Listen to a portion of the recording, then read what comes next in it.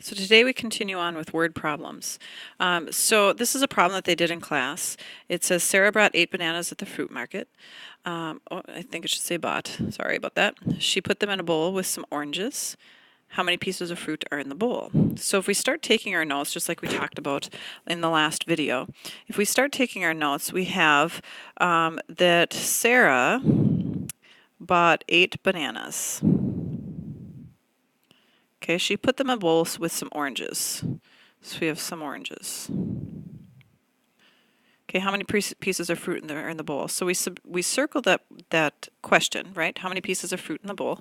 So it looks like we have a bowl with some bananas and some oranges, right? And we're trying to figure out how many total are in there, and we're putting them together, which means we are going to add these together. So what information does this give us? So these are some questions you can ask. What information does this problem give us? So let's see here. This problem tells me, I already took notes on it, that we have 8 bananas and some oranges. Okay, what does the question ask us to find? So that's what we circled. It tells us to find how many fruits are in the bowl total. What would we need to do to find the answer? We've already talked about that. We would have to add them together because we're putting them together. Do we have enough information? And the answer to that is no, we don't, because they don't tell us how many oranges we have.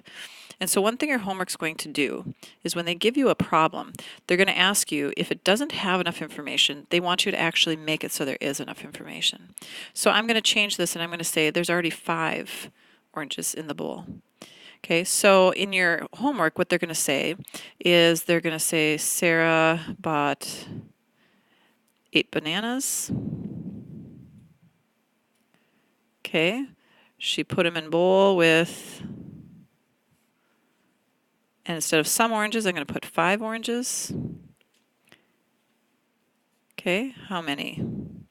And I'm writing shorthand. Of course, your teacher's going to expect your student to write this out longhand, just like it was here, only instead of some, we're going to put a 5, or whatever number you come up with. And then you're doing 8 plus 5 equals 13 fruit in a bowl. Okay, so again, you have those questions you want to ask. You want to write down notes. Notes are a really good thing. You want to circle the question that they're asking. If you need to draw a picture, go ahead. Talk about, are you adding or subtracting, putting together or taking away? What are you doing so that you can get that? And then if you don't have enough information like we did here, you're going to have to rewrite it so that it does have information there. So if we look at your homework, I know that's always why we're looking at this, is so we can do the homework. If we look at problem number 1, there are 15 children at the beach. A dozen are eating watermelons. So we have to talk about what does dozen mean. And so as you take notes, we can, we can take notes on this and say 15 children at beach, right? A dozen are eating watermelons, so a dozen is 12, so 12 are eating watermelon. The rest are playing volleyball. How many children are playing volleyball? And so we would circle that question, how many children are playing volleyball? And so we would look and start talking about what do these things mean. There's 15 children. That's total, right? Now, one thing that I haven't talked about in these videos is they use these math mountains. And math mountains are just a way to talk about how things can be split up. So the total is 15. There's 15 children total. There's 12 of them eating watermelon, and the rest of them are playing volleyball. And so if you do this, your child's going to recognize this from class. These two things go together up to the top to make the total. And so this is a math mountain. And so the question is, what is this number here, right? And hopefully when they look at this means subtracting, because you have a total, take away the 12, gives you what's left over. Okay, so maybe writing a math mountain, you can always ask that. Would it help if we did a math mountain? Let's make one and see what happens. Maybe it's possible, maybe it's not. Okay, if we go to the next problem, I'm going to jump to number 3. Mark knitted 125 pairs of mittens, so I'm going to write that down. 125 pairs of mittens to sell at a craft fair. He sold most of them. Okay, I'm going to write sold most.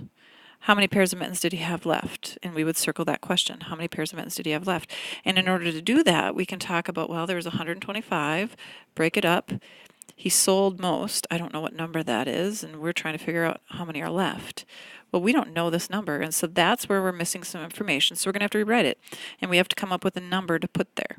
And so you're going to rewrite the same words pretty much, except now you're going to say he sold 100 of them, or he sold 10 of them, or whatever you're going to say. Most of them isn't 10, is it? So he sold 100 of them, or 110, or something like that. And then you can work on whether you're adding or subtracting to get that. Okay? If we look at number 5, that number 5 was kind of interesting. Explain what other information you need to know to find the answer. There's 20 legs on the animals in the pet shop. There's 2 dogs, 2 cats, and 1 other animal. The other animal was a lizard, a mouse, or a parrot.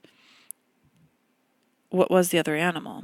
So there's a lot going on. You're going to have to talk about, if there's 2 dogs, how many legs is that?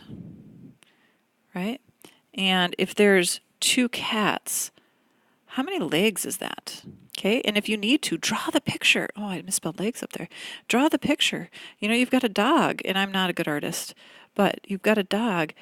How many legs do you have here on a dog? Get your dog out if you have a dog. Get on the internet and look up a picture of a dog. Whatever you need to do, start looking at that. And then figuring out, well, if you've got 2 of these, how many legs is that? And so you can draw 2 dogs if you need to. Draw pictures. Help yourself figure that out. So you're going to have to work that out. And then do you have enough information, or are the choices they gave you really good, or do you need other choices? It's all just depends on how else this problem goes. But draw out pictures, write out notes, do math mountains. Those things all help you figure that out.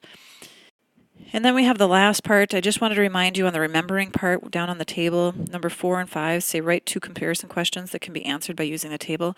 Comparison questions are saying that one has more than the other. So, you could be saying, the plain, what are these bagels? The plain bagels, you made 420 plain bagels and 336 cinnamon raisin bagels. How many more plain did you sell? And so that's the comparison question, is just saying, well, if you sold more of a certain kind, then how many more did you sell of those? So those are the type of questions they're looking for there.